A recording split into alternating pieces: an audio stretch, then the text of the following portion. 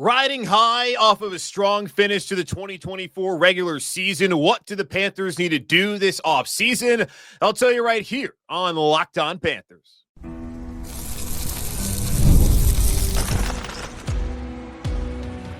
You are Locked On Panthers, your daily Carolina Panthers podcast.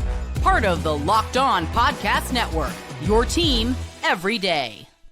Welcome into another edition of the Locked On Panthers podcast, the part of the Locked On Podcast Network. I'm your host, as always, Julian Council, talking Carolina Panthers with you every Monday, Tuesday, Wednesday, Thursday, and Friday. Your team every day. That's our motto here on the Locked On Podcast Network. Thanks for watching the show here on YouTube and listening wherever you listen to your favorite podcast. Be sure to follow me, Julian Council, on Twitter at Julian Council, where tomorrow the weekly Friday mailbag is back, and it's going to be here all off season long. All you got to do is either at me or DM me over on Twitter at Julian Council to get your weekly Friday mailbag questions in for tomorrow's show. And it is Thursday, which usually is crossover Thursday. And even though it's not crossover Thursday as the Panther season is over, this episode of Locked On Panthers is presented, and all crossover Thursday episodes are presented by PrizePicks. Download the app and use code Locked On NFL to win $50 instantly when you play $5. We are here in the offseason. When I told y'all yesterday on the show is one of the most important, if not the most important offseason in franchise history. Think about it. The Panthers have just been dreadful over the last couple of years. It's been coaching fire after coaching fire, head coach hire after head coach hire, bringing in OCs to try to save a coach's ass, bringing in DCs, all of that, new players coming in and out of the organization. It's been a lot, and it has really worn on a lot of people, of course, in this fan base. But right now, people are feeling pretty good after what Bryce Young did in the final 9 weeks of the season, especially what the Panthers did with that walk-off 44-38 win on Sunday down in Atlanta, and Bryce having 5 touchdowns in that game. And Dan Morgan's come out and said, Dave Canales come out and said that they have their quarterback. Bryce Young will be the quarterback in 2025, and provided that he keeps playing the way he's playing, he'll be the quarterback for a very long time here in Carolina. So that box is finally checked off heading into an offseason for the Panthers. Same head coach, same DC, same OC, same general manager. There's not going to be a bunch of change here in January when it comes to those big front office head coaching positions here in Carolina, which is a nice thing to not have to cover that. Now, for me, it would really help me doing a daily podcast for a team that's no longer playing actual games to be able to have that content. But I have a plan for y'all for the rest of January, rest of February, until we get to free agency in the middle of March. And that plan starts with today's show. The regular off-season to-do list that I do annually here on Locked On Panthers. I'll update it throughout the offseason, seeing how the Panthers are doing, if I have to add a couple of things to the offseason to-do list. So today I'm going to talk about the top priorities Panthers have, going to talk about draft priorities, free agency priorities, all of that on my offseason to-do list. And interestingly enough, had somebody hit me up in my DMs on Wednesday asking, hey, would love to hear what you think the Panthers really need to do this offseason. I told them, you're in luck, because on tomorrow's show here on Thursday, I'm going to give you my offseason to-do list. Top priorities for the Carolina Panthers this offseason. I have 4 of them. Number 1, and this is something that we heard from Dan Morgan on the Monday when he met with the media, extend Jaycee Horn. They want to keep Jaycee Horn around for a very long time. He made that very clear on Monday when speaking to the media that they're going to work on a long-term deal. Jaycee is set to play on the 5th-year option, which will pay him $12 million. Panthers potentially, had they not gambled, which it certainly was a gamble considering his health, missing 29 of the first 51 games in his career here in Carolina, to give him the 5th-year option that will pay him that this upcoming season. He was healthy. Played 15 out of 17 games. Yeah, he missed the final 2 games with a hip injury. Had a groin that popped up on him also, which he played through, which is great to see him able to play through it. And a lot of the injuries he's had, and he talked to Joe Person about, I think, 2 summers back, saying that the injuries were like fluke injuries. That's kind of the same rhetoric that Shaq Thompson had on Monday, too, during locker room cleanout day. It hasn't really been on JC, but he's gone out there at a new training regiment, new diet this offseason, and he was able to stay healthy, played 15 out of 17 games, which in this NFL season, that is considered being healthy for a full season for the most part. So you'll take that, I think, moving forward, especially considering the amount of games he missed in the first 3 years here in Carolina, because he played that well, because the Panthers need to go out and figure out a way to give him some more money and not have him just play the entirety of the fifth-year option. They need to go out and give him a new deal. And looking over at Spot Track, his market value, according to them, is 4 years, $78.5 million. That's an average annual salary of 19.6. That would pay him less than Pat Surtain, who was drafted after Jaycee, who is also a two-time Pro Bowler. Not sure if he made the Pro Bowl this year. That's a guy that a lot of Panther fans said they should have drafted instead. Well, Jaycee was healthy, and he played right at the level that Pat Surtain has played during his career when he's been healthy out there in Denver, as Jaycee is going to be in his first Pro Bowl ever this year. So I think he's probably more than what Spot Track is out there suggesting, but Jaycee Horn getting extended, that should be the first priority for the Panthers. That can open up some cap space. It can figure out what they can do with that added cap space and think about also how they want to build the rest of this defense, which certainly, as we all know, has a lot to do to get better this offseason heading into 2025. Number two, they need to extend Taylor Moton. You look at his cap hit, it's the highest on the team at $31 million. How do you get there? Well, here's the problem. Taylor Moton was franchise tag. They slapped a tag on him, and the Panthers decided to work out a deal, which happened right before the deadline back in July of 2021. And since then, every offseason, 22, 23, and last year in 2024, the Panthers general managers at the time have all come back and restructured Taylor Moton's deal to open up some cap space. And what that does is kick the can down the road and get you in a situation where now $31 million cap hit, which I do not believe he's going to play on in Carolina in 2025. And I also don't think he should be cut. Thinking about it, look at his numbers. Looking at PFF, he gave up 1 sack, 14 pressures, and was penalized 1 time in 538 pass blocking snaps this season. He did miss a couple of games for the first time in his career, where he has been the one constant on the offensive line, really on the offense over the last 6 seasons here in Carolina. You don't want to lose him. He continues to play at a high level. No, he's not been a Pro Bowler. I understand that, but he's been out there. He's been healthy. He's been your best offensive lineman pretty much every single year. And that's been a position group that has been a weakness on his team, on this team. But now, with the addition of Robert Hunt, the addition of Damian Lewis, how Moton played, Ickey Ekwonu, who we'll talk about later on, how he performed this season, it's now become a strength. And funnily enough, last year, quarterback was a massive question. Offensive line was a massive question. And now, neither one of those are as far as the talent. Now, there's some things that got to work out as far as who's going to keep around, like Moton, his cap hit, and Ickey, his fifth-year option, and also who's going to play center, things that we're going to talk about here on this show and throughout the offseason as well. But this is someone you want to keep around. And to open up some cap space, they could restructure his deal for a 4th consecutive offseason, which will make his cap hit even larger next year. That could open up $12.1 million. Or they can do what I suggested they did last year, is extend him, which would be right near $13 million at $12.9 million.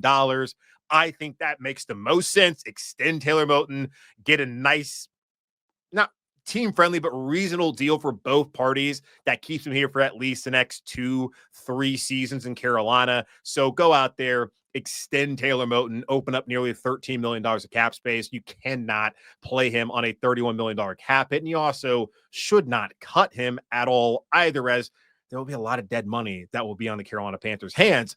Number 3, they got to go after a number 1 wide receiver, man. You looked at it, Deontay Johnson, that situation did not work out. He was a malcontent. He gets kicked off of the Ravens after the Panthers trade him to Baltimore. He's now in Houston. We'll see how long that lasts. I suppose probably only 1 game, because I do not think the Texans are going to win this upcoming Saturday in their regular playoff time at 4:30 Eastern time. Every time they're in the playoffs, they always play on Saturday at 4:30, which is a true tradition in the National Football League when playoff time comes around. But they got to go out and find somebody else. Adam Thielen, he may not come back. He's been a de facto number 1 the last couple of years. Certainly Jalen Coker showed some promise, undrafted free agent out of Holy Cross as a rookie. Same thing with the first-round pick Xavier Legette, although some drop issues are those attributed to the wrist injury he's going to have dealt with this offseason, possibly even though he didn't want to use that as an excuse. I just don't see it. with Leggett. And we talked about this following the draft. Like on draft night, I hated it. I was like, okay, they moved up into the first round to get him. And people are saying, oh, it's for the fifth-year options. Okay, but is he going to be good enough for the fifth-year option? And I understand losing his parents. My heart goes out to him to have to live his life without his folks. I can't imagine having been in college and going through that. And the quarterback situations in Columbia weren't great. The constant changes with his position coach at wide receiver coach, head coaching changes, all of that. The scooter accident that they kind of made fun of. It wasn't like that big of a deal. So you see he's got the size, he's got the speed, and there's really only a bowl game against Notre Dame than a full season a year ago to point to where it's like, okay, that's a dude. And I wonder, had Juice Wells, who ended up was hurt and ended up transferring, playing Ole Miss this past year, had he been healthy back in 2023, does Leggett have that kind of breakout season? I don't know, but he did, and he was drafted in the first round. Carolina really liked him. And obviously, an affable personality. You love the accent, but he's going to have to play better moving forward. And I just don't see him being a number one. And I also think the Panthers just can't be satisfied with Thielen, Coker, and Leggett as that trio next season. You can even throw JT Sanders in there as a pass-catching tight end. They need to be aggressive and find Bryce that kind of dude. He's had it with Adam. Outside of that, there's not been that one player you can constantly know is going to be right there to catch the ball, make some plays, and be on target with Bryce Young. So I'm thinking get a number one wide receiver. And who are the options this offseason? Well, to me, it's T. Higgins, it's Chris Godwin, it's Amari Cooper, and certainly Chris Godwin probably more of a number two than a number one, but he would instantly be a number one in Carolina. I'm more saying get a veteran who's younger than Thielen, who's proven, who can really elevate what this offense can be, this passing game can be with a quarterback who finally has the confidence that you've been looking for. Amari Cooper, a little bit older, but playing good ball in Buffalo. The one I really want, and we've been talking about him for like the last 2 years here on this show, it's T. Higgins. He's from Oak Ridge, Tennessee, not too far away, probably not that far away from Cincinnati either, but still played at Clemson. He's been a phenomenal player. Had some injury issues this year. That's also something that's popped up a couple times in his career, but he's outstanding. And you're always going to be a number two when you're playing with the best receiver in the NFL in Jamar Chase, who just won the Triple Crown. So I do think T. Higgins is worth the money. And you look at the game a couple of weeks ago on that Saturday night in Cincinnati against Denver, which is a very good secondary in what he did in that gotta have it game for Cincinnati. That's the kind of dude that Carolina needs. That's the kind of dude that Bryce Young needs. Looking at Spot Track, 4 years, $100 million. That is his market value. That'd be $25 million per year. That would put him in the top 10 of receivers paid in the NFL. There's a reasonable argument to ask, should you pay a receiver that much, or would you be better off drafting one? I don't think at 8th overall, receivers should be the top priority for the Carolina Panthers. I'll tell you what it should be later on here on the show. I think they need to get somebody who's a proven commodity and not just bank on the draft. They should get T. Higgins if they can. Cincinnati, not crazy to let him go. They already have Jamar Chase. Yossi looked pretty good as a rookie. They'll be fine, I think, long term. But for T, man, get your bag, be a number one somewhere, and be a number one here in Carolina. And then number 4 probably wouldn't have been something I would have put up here before Dan Morgan spoke to the media. But since Dan Morgan's come out and pretty much said it, Ickey Ekwonu, exercising his 5th-year option, that has now become a priority for the Carolina Panthers.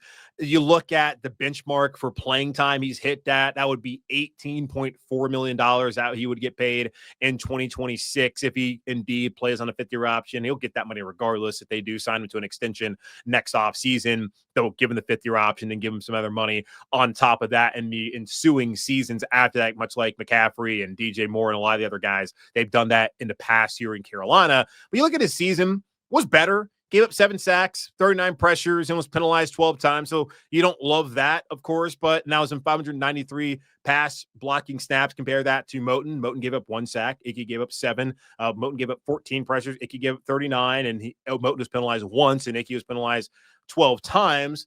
Not ideal, of course, when you look at that comparison, and that's why I think Taylor Moton has to be back in Carolina next season. But Ickey was a first-round pick, and he's been somebody that they've started for 3 seasons now and who has been for the most part, a solid player. And he's had his struggles, yes. But Joe Gilbert, who Dan Morgan mentioned by name, he believes he's doing a really good job with Ickey and his offensive line overall. And Dan wants Ickey, who's a hometown kid, to be a part of this organization for a long time. So when he comes out there and says that, then it's pretty clear that he is a priority this offseason. So exercising that fifth-year option, Ickey Ekwonu, whether you like it or not, it appears to be something that's going to happen here in Carolina. So those are the priorities, the top priorities I have for the Panthers this offseason. What about free agency? What are the top priorities for the Panthers, or at least should be the top priorities for the Panthers in free agency? I'll tell you here in just a moment on Locked on Panthers. I love going to live events, whether it's sports, music, theater, or comedy. One of my favorite memories was attending a concert last year. The energy and excitement were unforgettable. Now, Gametime has made it even easier to get tickets for your favorite events with the new feature, Gametime Picks. This feature filters out the fluff to show you only incredible deals on great seats, so you don't have to waste time searching through thousands of tickets. Take the guesswork out of buying tickets with Gametime. Download the Gametime app, create an account, and use code LOCKEDONNFL for $20 off your first purchase. Terms apply. Again, create an account and redeem code LOCKEDONNFL. That's LOCKEDONNFL for $20 off. Download Gametime today. What time is it? Gametime.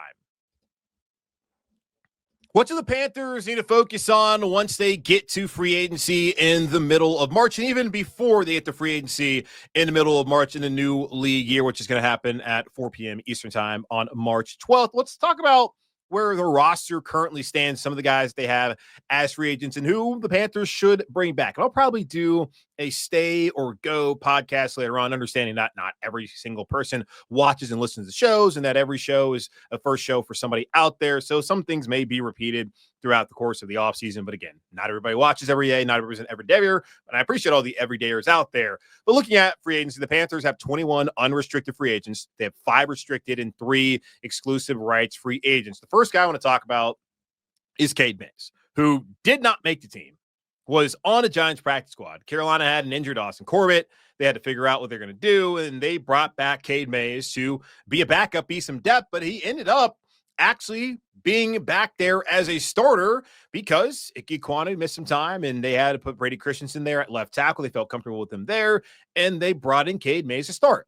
And lo and behold, Cade Mays ended up starting 8 games this season at center and ended up being the highest graded center to play for the Panthers this season. Higher graded than Brady Christensen, who was second on the team, and higher graded than Austin Corbett, who was third on the team, and who was expected to be the full-time, well, he was the full-time center for 4.5 games before tearing his bicep in that first half against Chicago on the road in that loss. And he was saying on Monday he's not quite sure whether he's going to be back in Carolina.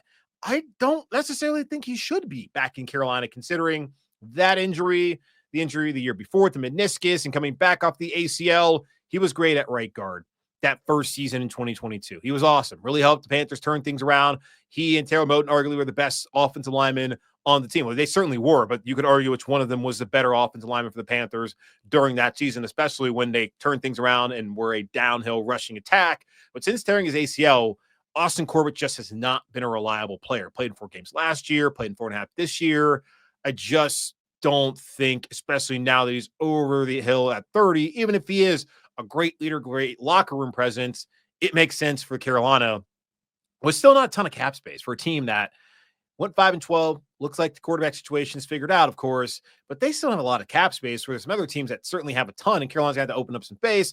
And I don't think paying Austin Corbett the kind of deal he's going to want and really deserves is going to make a lot of sense when they can just offer Cade Mays a $3.85 million, $3.185 million restricted franchise tender. Like, if that's the case, or you could do that or sign him to a team-friendly deal, I don't think you're getting that much of a team-friendly deal with Austin Corbett. You're also getting a younger player who you did draft, and Dan Morgan was on this staff in the front office when they drafted Cade Mays in the 6th round out of Tennessee a couple of years ago. And the way he played, his youth, why not keep Cade Mays around there at the center spot? I think that makes sense. He and Bryce can be together for a long time in Carolina. And the next thing, looking at it, Eddie Pinheiro had his struggles at the end of the season, ended up only making 84.6% of his kicks. He missed 4 kicks on the year, which was 20th in the NFL. He missed 2 extra points and 2 field goals after the bye week. And remember, in Munich, when he had the walk-off field goal, he ended up hurting his knee there, and he was on the injury report, but then wasn't on it. But that does not mean that he still not have that nagging injury, but it wasn't something that caused him to miss any time. But you did see him miss, and you have to wonder how healthy he was. And I get that you look at that, and it's like, okay, you roll out your eyes at the whole most accurate kicker in the NFL history, especially when you look at Justin Tucker, how well he's kicked in his career and how many more attempts he's had. I know he had a bad year up in Baltimore, but still, he's not Justin Tucker, but he is a good kicker. And the Panthers have gone through years where they did not have good kickers. And I do not think that letting Eddie Pinheiro leave makes that much sense. So I would re-sign Eddie Pinheiro and have that situation figured out there at kicker. Another player who I think the Panthers should re-sign is Mike Jackson. He was a very pleasant surprise this season. He was more than serviceable at that other cornerback spot that was supposed to be held by Dane Jackson, but then he had his hamstring. Dan Morgan looks at the situation, knows that Michael Barrett, their 7th-round pick out of Michigan's not going to make the team, trades him to Seattle, where he has old relationships there with John Snyder, who's a general manager when he worked there underneath him, where he, of course, met Dave Canales, head coach now here in Carolina. And they decided, let's get this guy Mike Jackson. Don't call him Michael, call him Mike Jackson. And what do you know? Mike Jackson came out, was good in that Raiders game, helped them win that game against New Orleans. 2 games directly you can look at and say that trade led to wins for the Carolina Panthers. He played and started in all 17 games. So to have him be that reliable when Dane wasn't, when, Jaycee missed 2 games, which is just standard at this point in time. He was also the highest graded corner according to PFF. And you got to wonder how the hell that's possible when Jaycee Horn's going to the Pro Bowl. But that's apparently what they saw, which I don't know. And again, I use PFF a lot, but it's only one way to look at this. He was a 45th graded corner in the NFL this season. I do think he's worth bringing back. I don't think the Panthers should ignore potentially getting a more longer term option, possibly via the draft, wink, wink. But we'll see what happens with that. But I do think Mike Jackson is absolutely somebody they should bring back on a nice, respectable, team-friendly deal. Tommy Tremble, I think that he should be back as well. I told Tremble Hive this before. I never think Tommy Tremble's ever going to be a pass-catching tight end. We've seen 4 years of it. He did have a career high, 234 receiving yards this season. He did miss 5 games, and he had 23 receptions for the 2nd straight year in a row. So he can be a solid tight end too when you need him. And you saw he was open on that great play design on Sunday and that win against Atlanta when Bryce Young did the whole Steph Curry turnaround, put his hands up for a touchdown before Tremble even caught the ball, which just, you love the swag from Bryce, and you love to see Tommy making that play as well. Tommy's also out here trying to hurdle dudes. What on earth? He did it last year because I forgot JT Sanders did, and I asked, when's the last time you saw a Panthers tight end do that? People said, well, Tremble did it a year ago, and he tried to do it again this year a couple of times. Solid athlete, solid run blocker. I do think he's someone who's worth keeping around in Carolina and maybe let him test the market. And then when he comes back after not really getting what he might be searching for, you give him that deal, and that makes sense. They do need to cut a couple of guys, though. Miles Sanders, good story for him in week 18 to come out and have the 110-plus all-purpose yards, 2 touchdowns, get that opportunity. I do commend him. I feel for him. Got injured with the groin. Never was the same that first year. Loses his job to Chuba. Chuba's ended up to break out and be that guy. They draft Jonathan Brooks, making it pretty clear that you're not going to be a long-term option. But Carolina, they do value running backs, and we have seen that by paying Chuba. And y'all know how I feel about paying running backs, even though that is an exception considering what Chuba's value has been to this team and also what they're trying to build here and locker room presence. I get it. I'm not necessarily totally against that. It's not like they're giving him crazy amount of money, but it's worth having around, especially with Jonathan Brooks likely going to miss a ton of time, maybe all of the time next year with that torn ACL and that same right knee. 2nd time in 13 months that's happened for the 2nd-round pick out of Texas. So you would think maybe because of that, you would want to bring Miles Sanders. I don't think that makes sense. He's got a higher cap hit than Brooks and Hubbard combined next year. If you cut him, the dead cap hit is 2.95. The cap savings is $5 million. He also has $1 million roster bonus. The only reason he made the team or was on the team this year was because he had a $2 million roster bonus where they couldn't really cut him because they would lose $2 million. It's salary cap last year. That is not the thing that's going to be prohibitive this year. So I do think you move on. Go find a cheaper option potentially in free agency. And another player that needs to be cut is Shai Tuttle. he has been just not very good. A North Carolina native. I hate to ever say anything bad about anyone who's from the old North State, but damn, man, 119th, 132 interior defensive lineman, according to PFF. And that checks out after watching him play. He was 91st of 130 a year ago. So he got worse. He has gotten worse looking at PFF's grades every single year of his career. And it would be $6 million of dead cap hit and only $3.2 million saving. But the roster bonus, again, like Miles Sanders, comes on a third day of the new league year. If he's still on the roster of $1 million, this guy has not earned that $1 million roster bonus. You got to move on. Now, a couple of things they got to do outside their own roster, guys that are going to be free agents and figuring out some other things to do with restricted guys, exclusive rights deals, guys. Look at some of the people on the outside. It's up about T. Higgins going after him in free agency. They're going to sign a backup quarterback. I think Andy Dalton, who's 37 now, going to be 38 next year. I think it's time to move on from him there. And when Dan was asked about it, I think Dave was asked about it as well. They didn't sound super committed to having Andy. Like, they're appreciative, of course, especially Dave. I think and Dan, I mean, both of them, for Andy being around to mentor Bryce. And Bryce talked about the impact that he had on him and being able to see kind of the energy he brought and how to bring that energy and be a leader within the locker room at that QB1 spot as the franchise. Love Andy for that. Always will appreciate the game in Las Vegas, how much fun that was.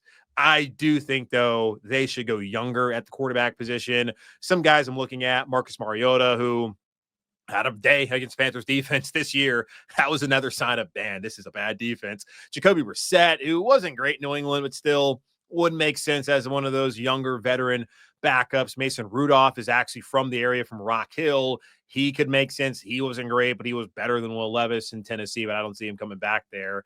Taylor Heineke, he could have a return here in Carolina. Jameis Winston, like, those are the names I'm looking at as potential backups, just someone younger who can come and be a spot starter. And I think you can win with. Like, you can win with Mariota.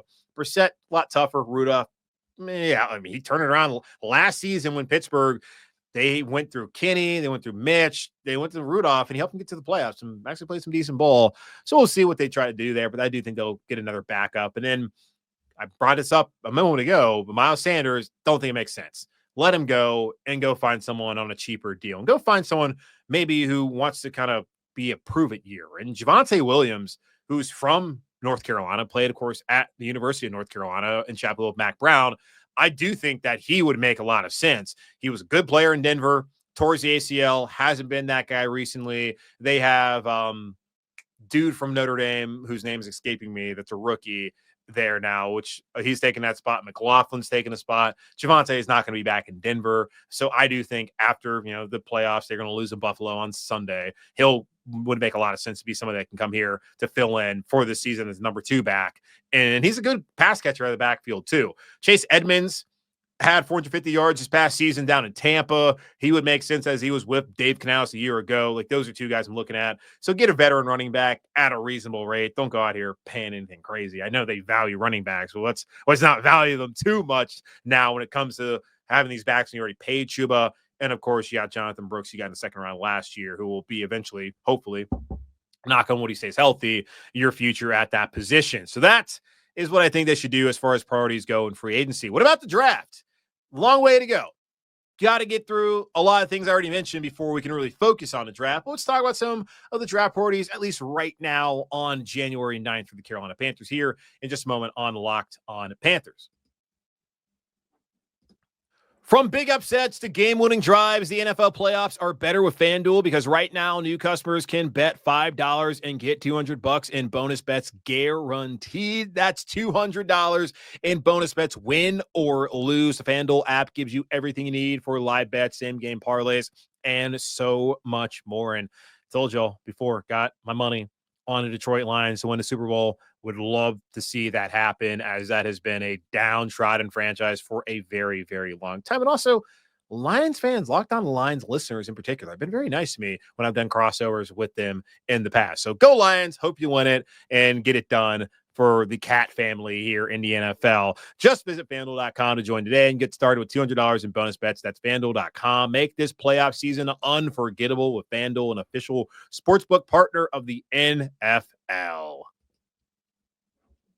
The Carolina Panthers are set to draft 8th overall in the first round of the 2025 NFL draft. And I get asked very often, what should they do with that draft pick? And I tell everybody who asks me that, well, it's January. The season just ended. They need to figure out what they're going to do with their current roster of guys who are under contract and figure out, do they want to extend anybody like Jaycee Horn, which I talked about? Are they going to pick up a 5th-year option like Taylor Moton, who I also, not Taylor Moton, but Ickey Ekwonu? They got to figure out Taylor Moton, his cap.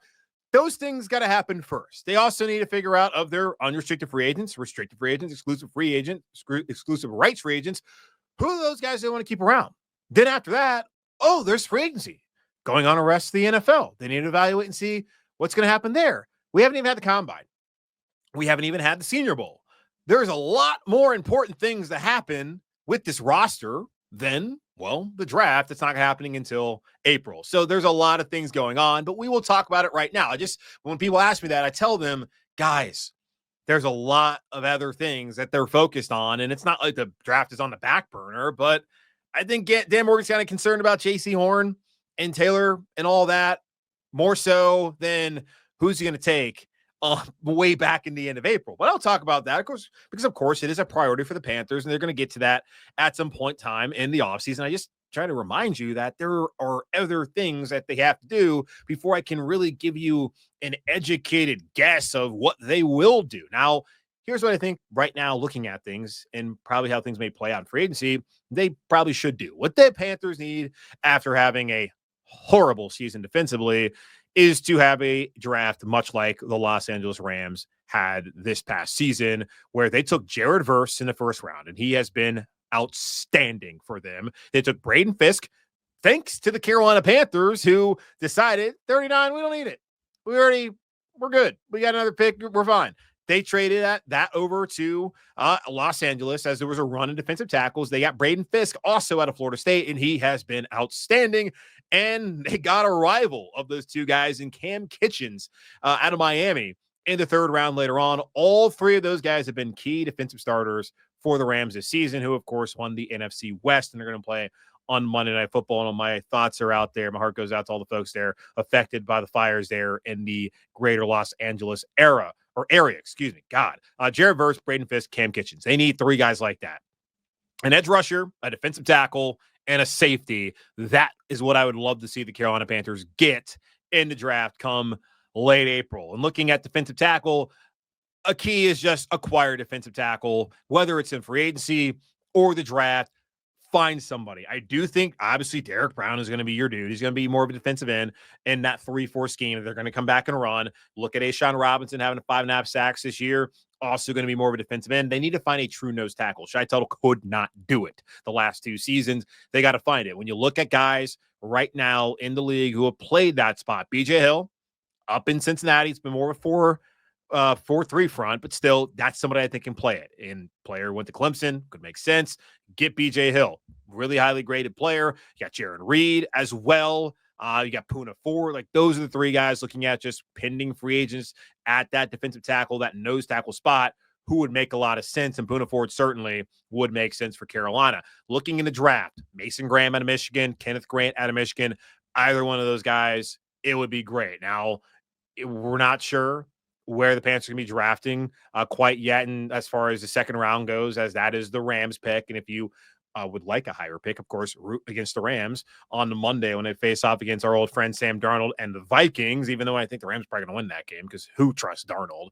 You're crazy if you do that. But Mason Graham, Kenneth Grant, those guys I'm looking at. Ohio State's Tyleik Williams, Walter Nolan of Ole Miss, by way of Texas A&M, was the number 1 overall player in his recruiting class a couple of years ago. Omar Norman Lott, a little bit older of a prospect, but he's out of Tennessee. And that was an outstanding defensive line this past year. Alfred Collins down there at Texas. Take a look at him on Friday night. And then Deion Walker, Big Cat Walker out of Kentucky. Those are the guys I'm looking at. Like, Mason Graham's going to be a first rounder. If they're going to take somebody with the 8th pick, they'd have to get him then. I don't think they could get Grant. I think Williams and Nolan and Lott, depending on where they're going to be drafting the 2nd round, it would be possible to get one of those guys. Collins, Walker, probably guys that can get in the 3rd round early on as they do have, let me see, I think they have the Giants 3rd round pick, which is very helpful because the Giants were a worse team than the Carolina Panthers this season. So they improved by getting that pick. Well, let me double check that because I just looked at it, but then I think to myself, did I say that correctly?